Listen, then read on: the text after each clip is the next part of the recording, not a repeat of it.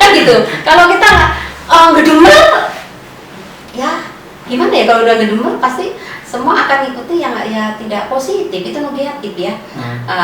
Kalau kita yang bersyukur dan ikhlas.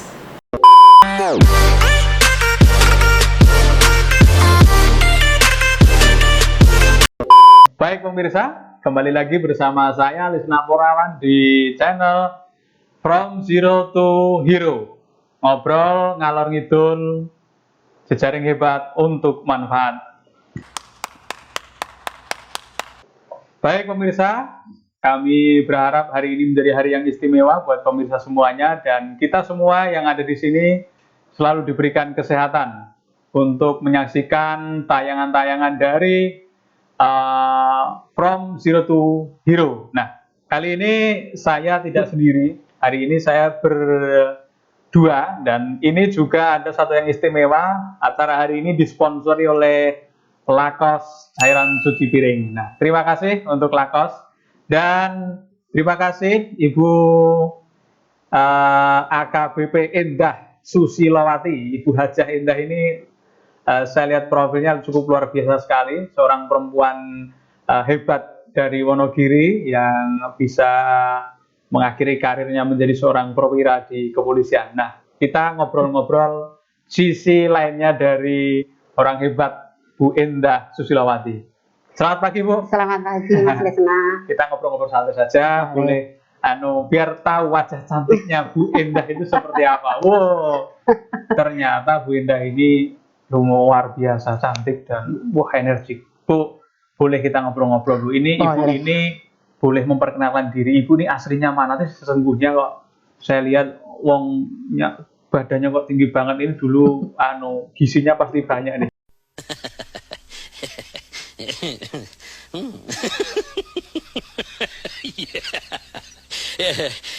Coba Bu, Ibu aslinya mana ini? Asli saya Wonogiri asli. Wonogiri asli. Saya dari SD, SMP, SMA juga di Wonogiri. Saya dibesarkan di Wonogiri, langsung hijrah. Hijrah ke Jakarta. Ceritanya pengen jadi polisi. Alhamdulillah diterima tahun 85. 85. Ya. Saya itu belum lahir tuh. Ya, belum, ya, masih kecil ya, berarti saya udah sesepuh termasuk. Terus sekolahnya di mana Bu? Waktu itu kenapa Ibu punya cita-cita mau jadi polisi waktu itu? Ya, saya ingin mengabdikan diri ya. Bukan alasan klasik, tapi memang saya ingin mengabdikan diri. Saya ingin jadi polisi. Dulu ceritanya waktu kecil kok itu polisi bisa nangkap orang jahat gitu. Nah, intinya itu saja, dan bisa mengabdikan diri.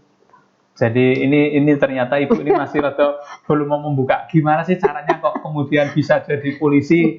Kan ini dari Wonogiri kan.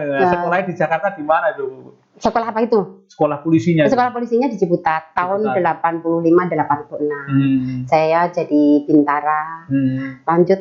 Saya melanjutkan untuk perwiranya di tahun 2000. Tahun 2000. Ya. Tapi saya tidak keluar Monas ya. Saya lihat Monas terus saya dinas. Saya awali di bimbingan masyarakat. Nah, bimbingan masyarakat saya kemarin dulu pernah saya juga di bandara, Bekasi Kota, Kabupaten. Ya, intinya hanya saya cuma di fungsi umum ya, fungsi umum lalu lintas dan bimas. Saya tidak di fungsi lain. Ini cukup luar biasa sekali. Ini Bu Endah ini aslinya Wonokarto kalau mau tahu ya. Ini Wonokarto sekarang ini. Beliau sekarang aktivitas apa Bu nih? Ya. Masih di kepolisian ya? Tidak, saya sudah purna. Alhamdulillah saya purna tahun ini, tahun lalu bulan April, dan kebetulan saya tertarik, saya Pamswakarsa. Saya kan polisi itu mengamankan masyarakat. Saya tertarik, saya masih ikut terjun juga di bidang Pamswakarsa, pengamanan. Nah, kebetulan saya saya di bidang Badan Usaha Jasa Pengamanan di bidang pelatihan. Nah, saya ingin memberikan kontribusi pengamanan yang melalui satuan pengamanan. Dan intinya membantu polisi, dan itu juga ada di undang-undang juga. Gitu. Nah, ini luar biasa sekali. Ternyata Ibu ini sudah pensiun, sudah purna. Nah, sedikit Bu, sebelum kita bicara setelah kegiatan purna ini kan ada sesuatu yang hebat nih Bu.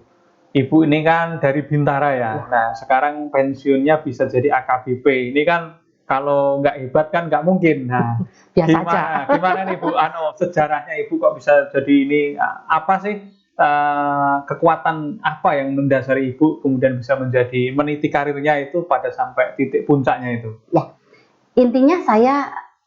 intinya yang paling mendasar, saya ingin dari anggota Bintara itu kan dari anggota ya. Saya ingin jadi setingkat lebih dari anggota. Saya menjadi pimpinan lebih tinggi sedikit. Nah, itulah saya yang memacu saya untuk menjadi perwira. Orang engkel terhadap pimpinan, nurut sama pimpinan berarti. Kalau sukses, mau karirnya lancar harus nurut sama pimpinan Bu ya. Tidak nurut ya, loyalitas. Loyalitas itu kita harus kerja, harus bisa menunjukkan kinerja yang baik. Disiplin, artinya loyal itu disiplin. Jadi kita pimpinan, kadang pimpinan belum pulang ya, kita walaupun seorang wanita kita harus tetap tidak mendahului pimpinan untuk pulang. Itu prinsip saya. Jadi saya pimpinan belum pulang, saya belum berani pulang. Jadi kerja tuntas. Totalitas Ya?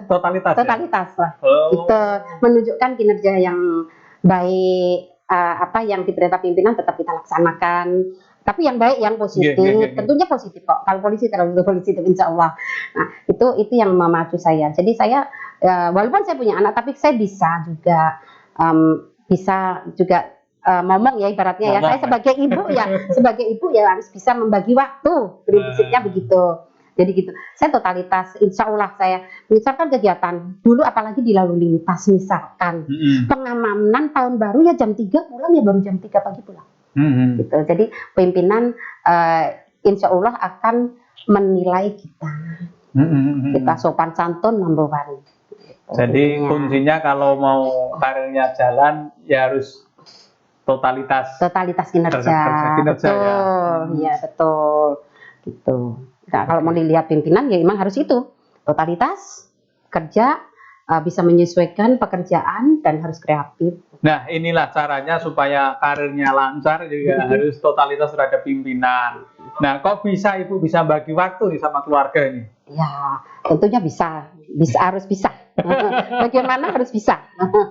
Dan bagaimana insya Allah anak-anak juga mengerti bagaimana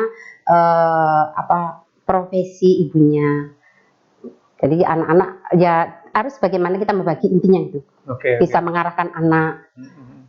Nah, sekarang ini kan sudah cerita panjang lebar tentang sejarah Ibu ini bisa menjadi seorang perwira lah di Polri. Nah, sekarang ini Ibu ini kegiatannya apa nih Bu? Sekarang ini nih. Ini setelah Purna ini ngapain? Nah, ini kok isi energi. Saya lihat tadi wah, berani nyoper sendiri. Nah, ini kan hebat nih. Artinya apa yang kemudian, profesi apa yang Ibu sekarang tekuni hari ini? Nah, tadi sudah saya sampaikan di depan bahwa saya ingin masih mengabdikan untuk keamanan. Jadi saya ingin membentuk satuan pengamanan untuk bisa bagaimana menjalankan tugas mengamankan di lingkungan kerjanya. Gitu. Jadi saya yang pertama, kenapa saya tadi dari Bekasi ke sini bertemu Mas Lesna. Itu apa? Silaturahmi dulu judulnya. Silaturahmi dulu. Nah, itulah yang memberikan kekuatan kita, silaturahmi. Itu dulu. Terus apa sih tadi Mas Lesna yang akan disampaikan tadi, silaturahmi, terus akan apa ke depan. Gitu kan kita harus tahu juga kan gitu. Profesinya apa nih Bu? Punya lembaga apa ini yang kemudian Ibu tekuni saat ini? Kan kalau karirnya kan sudah purna nih, artinya kan dari bawah sampai dengan purna. Nah, sekarang ini punya kegiatan apa? Tidak hanya untuk kepentingan pribadi lah, tapi kan bagaimana kemudian bisa menciptakan lapangan pekerjaan. Nah, ini Ibu punya bidang usaha apa ini? Usaha saya tadi sudah saya singgung di depan adalah Badan Usaha Jasa Pengamanan. Saya jelas. Badan Usaha Jasa Pengamanan di bidang pelatihan. Itu namanya PT saya adalah Badrika Eba Nusantara. Di situ adalah lembaga untuk mendidik para satuan pengamanan untuk mempunyai sertifikasi di bidang satuan pengamanan. Di situ saya sudah melaksanakan pelatihan tingkat dasar Gada Pratama, Gada Madya, dan Gada Utama. Gada Pratama itu untuk anggota, meningkat untuk supervisor atau dan itu Gada Madya, untuk manajerial adalah Gada Utama. Nah ini nih, saya belum begitu paham tentang satpam. Ternyata hari ini kita diberikan wawasan yang terang dari Bu Endah tentang pendidikan satpam ini. Kenapa Bu, satpam itu harus ada pendidikan seperti itu?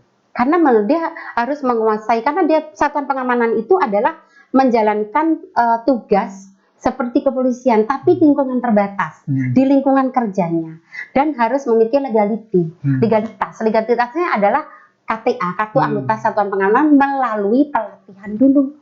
Kita gitu.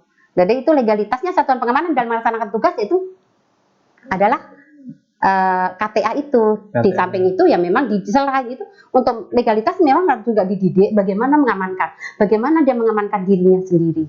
Dia diajari olah TKP, bukan olah TKP, TPTKP, pengamanan TPTKP, bagaimana dia mengamankan diri, senjata, bagaimana menggunakan senjatanya apa sih, tongkat, dengan ada dari tongkat, menangkis dan borgol demikian, dan bagaimana atur jawalinya, pengaturan, penjagaan, pengawalan, bagaimana pengaturan di lingkungan kerja, mungkin di bidang lalu lintas, atau karyawannya, atau tamunya diatur, dikawal untuk menghadap, misal Pak Lesna, direkturnya kan harus dikawal dong, itu patroli untuk mengamankan lingkungannya dan sebagainya. Kalau di mal-mal itu kan kita seringkali dicek tasnya, itu juga termasuk pengecekan ya.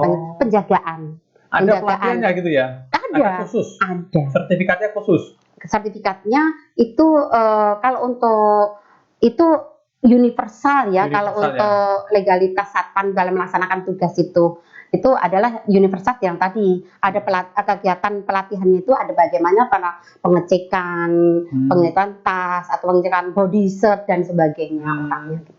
Jadi orang sembarang. Jadi satpam juga orang sembarang. Inilah kita diberikan gambaran bahwa jadi satpam itu adalah perlu sekolah juga ternyata. Betul, profesi loh. Satuan pengaman itu sekarang profesi.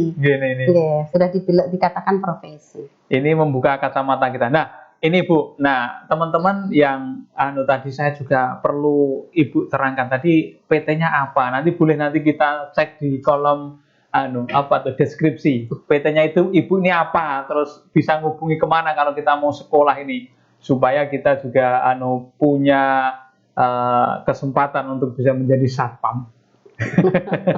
Kalau soal biaya gimana Bu?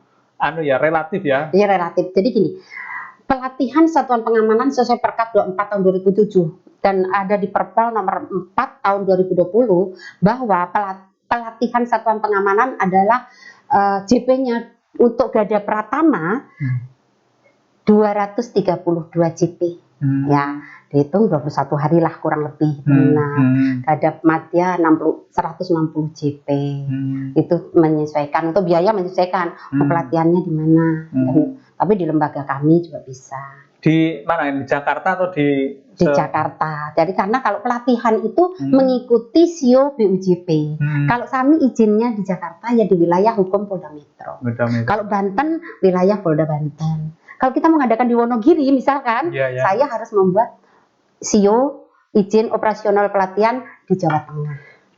Nah, ini kita sudah bincang-bincang dengan Bu Endah ini, ternyata dari karirnya yang begitu hebat ini sekarang punya kegiatan usaha yang menciptakan lapangan pekerjaan bagi insan yang belum punya pekerjaan. Ini cukup menarik sekali. Nah, tentu dalam menjalani proses kehidupan ini kan Ibu juga menghadapi berbagai cobaan dan rintangan. Nah, saya ingin mendapatkan satu pesan dari Ibu ini yang bagaimana kita bisa mengawali hidup ini, menjaga hidup kita ini agar terus eksis sampai dengan seperti hari ini. Ini kan butuh kesabaran. Nah, ini apa? Wisdomnya apa Ibu yang kemudian tertanam dalam diri kan? Bersyukur. Bersyukur itu banyak ya. Kita bersyukur, harus pulang malam bersyukur. Diberi kepercayaan pimpinan bersyukur. Ada rezeki bersyukur dan ikhlas.